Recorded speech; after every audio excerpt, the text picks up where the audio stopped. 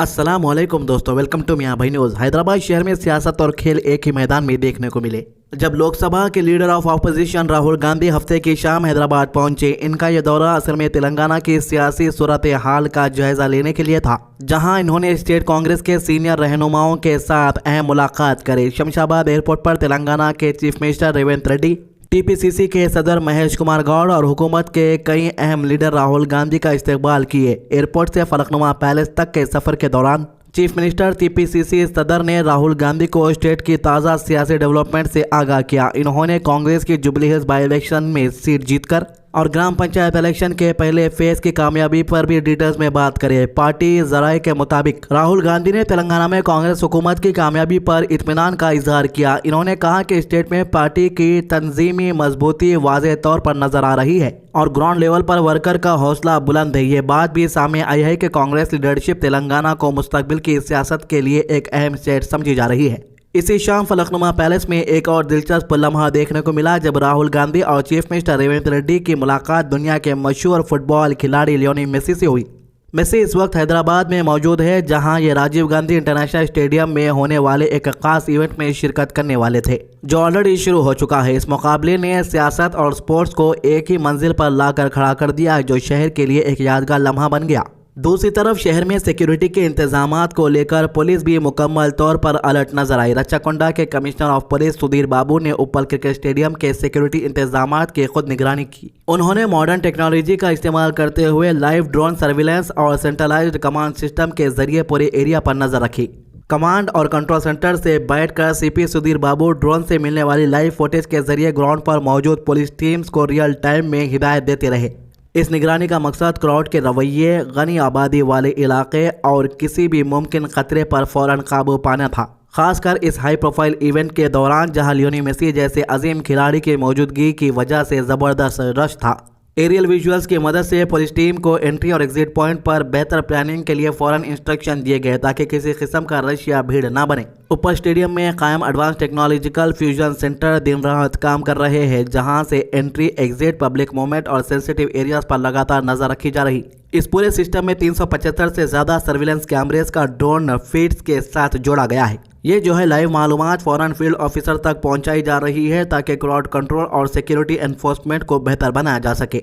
ये पूरा इंतजाम इस बात का सबूत है कि शहर की हिफाजत के लिए टेक्नोलॉजी का बेहतरीन इस्तेमाल किया जा रहा है। दूसरी तरफ फुटबॉल के दीवानों के लिए हैदराबाद एक जश्न में तब्दील हो गया, जब लियोनेल मेसी का शहर में दौरा थोड़ा देर का शिकार हुआ, लेकिन फैंस का जोश कम नहीं हुआ। पर स्टेडियम के बाहर हजारों लोग जमा हो गए, जो अपने पसंदीदा खिलाड़ी की एक झलक देखने के लिए बेकरार थे। मेसी अपने टीममेट्स रोड्रिगो, दी पॉल और लुइस सुआरेज के साथ स्टेडियम के लिए रवाना होने वाले थे, जहां इनके साथ चीफ मिनिस्टर रेवंत रेड्डी और राहुल गांधी भी मौजूद रहने वाले थे।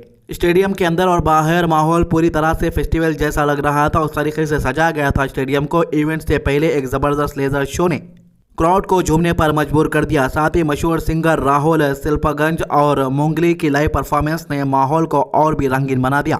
लोग म्यूजिक, रोशनी और फुटबॉल के जुनून में डूबे हुए नजर आए। शाम के आखिरी हिस्सों में यह भी तय था कि चीफ मिनिस्टर रेवंत रेड्डी खुद लियोनेल मेसी के साथ फील्ड पर उतरेंगे और चंद मिनट के लिए एक फ्रेंडली मैच का हिस्सा बनेंगे।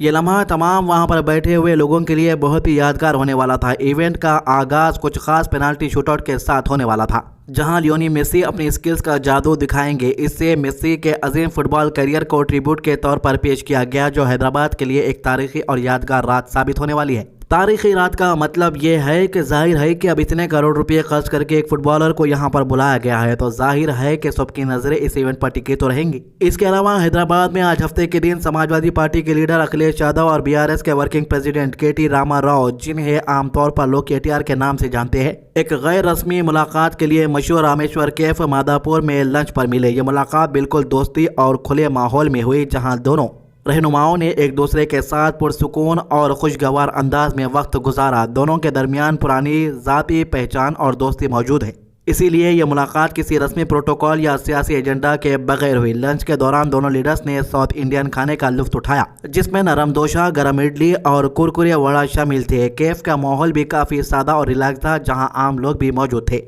जिससे ये एहसास और मजबूत होता है कि मुलाकात सिर्फ दोस्ती और कैजुअल गुफ्तगू तक महदूद थी। जिम्मेदार ज़राए के मुताबिक इस दौरान किसी किस्म की सियासी बात नहीं हुई, बल्कि दोनों ने आम जिंदगी, सफ़र और पर्सनल टॉपिक पर गुफ्तगू की है।